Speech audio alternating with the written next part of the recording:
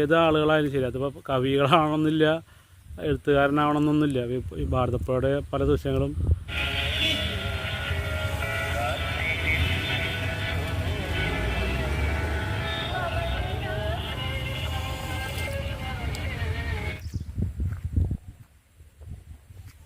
കാലഘട്ടത്തെയും മികച്ച ചിത്രമായ മണിവത്തൂരിലായിരം ശിവരാത്രികളിലെ ഒരു പ്രധാന രംഗം ഷൂട്ട് ചെയ്തു.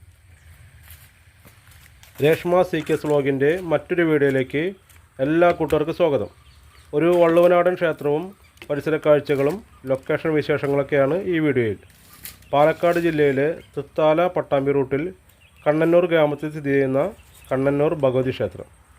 ആ ക്ഷേത്ര കാഴ്ചകളിലേക്കും വിശേഷങ്ങളിലേക്കും ഒരിക്കൽ കൂടി ഏവർക്കും സ്വാഗതം. എൻ്റെ കൂടെയുള്ളത് പതിവ് പോലെ സുഹൃത്തും അധ്യാപകനുമായ നൗഷാദ് പാട്ടുകുളങ്ങരയാണ്. അപ്പോൾ നമുക്ക് കാഴ്ചകളിലേക്ക് കടക്കാം. ക്ഷേത്രത്തിലേക്കുള്ള പ്രധാന വഴി ഇതാണെങ്കിലും ഇവിടെ നിന്ന് വലത്തോട്ട് അല്പം നടന്നാൽ മനോഹരമായ നെൽപ്പാടം കാണാം. പാടവരമ്പിലൂടെ വന്നാൽ നേരെ ക്ഷേത്രത്തിൻ്റെ മുന്നിലുമെത്താം. അപ്പോൾ നൗഷാദ് മുന്നിൽ നടക്കുകയാണ്.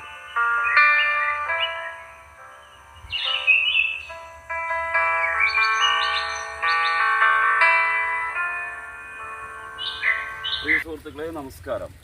അങ്ങനെ ഞങ്ങളുടെ യാത്രയുടെ ഭാഗമായി പാലക്കാട് ജില്ലയിലെ പട്ടാമ്പിക്കടുത്തുള്ള കണ്ണന്നൂർ ഭഗവതി ക്ഷേത്രത്തിൻ്റെ മുന്നിലെത്തിയിരിക്കുകയാണ്. ഈ ക്ഷേത്രവും പരിസരവും ഒരുപക്ഷെ നിങ്ങളിൽ പലർക്കും പരിചയമുണ്ടായിരിക്കും. 2006 പുറത്തിറങ്ങിയ നോട്ടം എന്ന സിനിമയിലെ വളരെ പ്രസിദ്ധമായ പച്ചപ്പനന്തത്തെ എന്നുള്ള ഗാനരംഗങ്ങളിൽ ഭൂരിഭാഗവും ചിത്രീകരിച്ചത് ഇതിൻ്റെ പരിസര പ്രദേശത്താണ്. അതുകൂടാതെ മണിവത്തൂരിലായിരം ശിവരാത്രികൾ, നീലാകാശ നിറയെ തുടങ്ങിയ ചിത്രങ്ങളുടെ എല്ലാം ഷൂട്ടിംഗ് നടന്ന പ്രദേശം കൂടിയാണിത്. വളരെ പ്രകൃതിരമണീയമായൊരു സ്ഥലമാണ്. കണ്ണഞ്ചിപ്പിക്കുന്ന നെൽപ്പാടങ്ങളും അതിമനോഹരമായ പ്രകൃതി ദൃശ്യങ്ങളും നാൽക്കാലികളൊക്കെ ശരിക്കും പറഞ്ഞാൽ ഒരു 50 വർഷം മുമ്പുള്ള കേരളത്തിൻ്റെ ഭൂപ്രകൃതി പോലെ നമുക്കിവിടെ തോന്നിപ്പോകും. എന്തായാലും ഈ സ്ഥലം കാണാൻ കഴിഞ്ഞതിലും ഇത് പകർത്താൻ കഴിഞ്ഞതിലും അതിയായ സന്തോഷമുണ്ട്. അപ്പോൾ ഇതാണ് അതിപുരാതനമായിട്ടുള്ള പട്ടാമ്പിക്കടുത്തുള്ള കണ്ണന്നൂർ ഭഗവതി ക്ഷേത്രം. അപ്പോൾ ഇവിടെ മീനമാസത്തിലാണെന്നാണ് ഇവിടുത്തെ ഉത്സവം എന്ന് അറിയാൻ കഴിഞ്ഞത്. ഒരാഴ്ചയോളം നീണ്ടു നിൽക്കുന്ന ഉത്സവം ഉണ്ടാവുമെന്നൊക്കെ അറിയാൻ കഴിഞ്ഞു. വളരെ ശാന്തമായിട്ടുള്ള ഒരു ഗ്രാമീണ അന്തരീക്ഷത്തിലാണ് ക്ഷേത്രം സ്ഥിതി ചെയ്യുന്നത്. ശാന്തവും പ്രകൃതി രമണീയമായിട്ടുള്ള സ്ഥലം.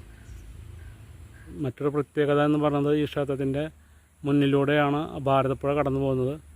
അല്പം അങ്ങോട്ട് നടന്നു കഴിഞ്ഞാൽ ഭാരതപ്പുഴയുടെ മനോഹരമായിട്ടുള്ള ദൃശ്യം കൂടി നമുക്ക് കാണാൻ പറ്റും. ആ അരയാലിനോട് ചേർന്നിട്ടുള്ള വഴിയിലൂടെ നടന്നു കഴിഞ്ഞാൽ നമുക്ക് ഭാരതപ്പുഴയിലേക്ക് എത്താം. അപ്പം അങ്ങനെ ഞങ്ങൾ കണ്ണന്നൂർ ഭഗവതി ക്ഷേത്രത്തിൻ്റെ കുറച്ച് മുൻവശത്തേക്ക് ഇങ്ങോട്ട് വന്നിരിക്കുകയാണ്. അപ്പോൾ ഇവിടേക്ക് വരാനൊരു പ്രത്യേക കാരണമുണ്ട്. കാരണം എന്ന് പറയുന്നത് ഇതാ ഈ കാണുന്നത് തന്നെയാണ്. അപ്പോൾ ഈ ഒരു മനോഹര കാഴ്ച കാണാൻ വേണ്ടിയിട്ടാണ് ഞങ്ങളിങ്ങോട്ട് പോകുന്നത്. പിന്നെ അതവിടെ നേരത്തെ തന്നെ പുഴയുടെ തീരത്ത് എത്തിച്ചേർന്നിട്ടുണ്ട്.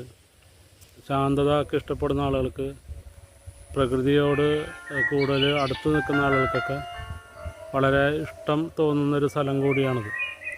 തീർച്ചയായിട്ടും ആളുകൾക്ക് ഇവിടെയൊക്കെ കുറച്ചു നേരം ചിലവഴിക്കാൻ തോന്നും. അങ്ങനത്തെ നല്ലൊരു അന്തരീക്ഷമാണ് ഇവിടെ നമുക്ക് കാണാൻ കഴിയുക. ഏത് ആളുകളായാലും ശരി, അതിപ്പോൾ കവികളാവണമെന്നില്ല, എഴുത്തുകാരനാവണമെന്നൊന്നുമില്ല. ഈ ഭാരതപ്പുഴയുടെ പല ദൃശ്യങ്ങളും ആരെയും ആകർഷിക്കുന്നതാണ്. എത്ര തിരക്കുണ്ടെങ്കിൽ പോലും നമ്മൾ കുറച്ച് നേരമൊക്കെ ഇവിടെ ഇങ്ങനത്തെ ഈ ഭാരതപ്പുഴയുടെ വിവിധ കടവുകളോ ദൃശ്യങ്ങളൊക്കെ കണ്ടു കഴിഞ്ഞാൽ നമുക്ക് അല്പനേരം വിശ്രമിക്കാനും ആ കാഴ്ചകൾ കാണാനും പകർത്താനൊക്കെ തോന്നും. നമ്മളെ നദിയിലേക്ക് അടുപ്പിക്കുന്നൊരു മാന്ത്രിക ശക്തി എല്ലാ പുഴകൾക്കുണ്ട്, പ്രത്യേകിച്ച് ഭാരതപ്പുഴയ്ക്കുണ്ട്. കണ്ണന്നൂർ ഭഗവതി ക്ഷേത്രത്തിൻ്റെ അടുത്തുകൂടെ തന്നെയാണ് ഈ ഭാരതപ്പുഴ ഒഴുകുന്നത്. ഇതിൻ്റെ പരിസര പ്രദേശത്ത് വെച്ചാണ് ഫാസിലിൻ്റെ കാലഘട്ടത്തെയും മികച്ച ചിത്രമായ മണിവത്തൂരിലായിരം ശിവരാത്രികളിലെ ഒരു പ്രധാന രംഗം ഷൂട്ട് ചെയ്തത്. ഈ ഭാരതപ്പുഴയുടെ ചരിത്രം പറയുകയാണെങ്കിൽ കേരളത്തിൽ പാലക്കാട് ജില്ലയിലെ കൽപ്പാത്തിൽ നിന്ന് ആരംഭിക്കുന്ന ഭാരതപ്പുഴ മലപ്പുറം ജില്ലയിലെ പൊന്നാനിയിലാണ് അവസാനിക്കുന്നത്. അതിൻ്റെ ഒരു ദൃശ്യമാണ് നിങ്ങൾ ഈ കണ്ടുകൊണ്ടിരിക്കുന്നത്. നല്ല പ്രകൃതിരമണീയമായ സ്ഥലം തന്നെയാണ് ഇവിടെ. എത്ര നേരം വേണമെങ്കിലും നമുക്ക് ഇരുന്ന് കഴിഞ്ഞാൽ യാതൊരു തരത്തിലും ബോറടിക്കുകയില്ല.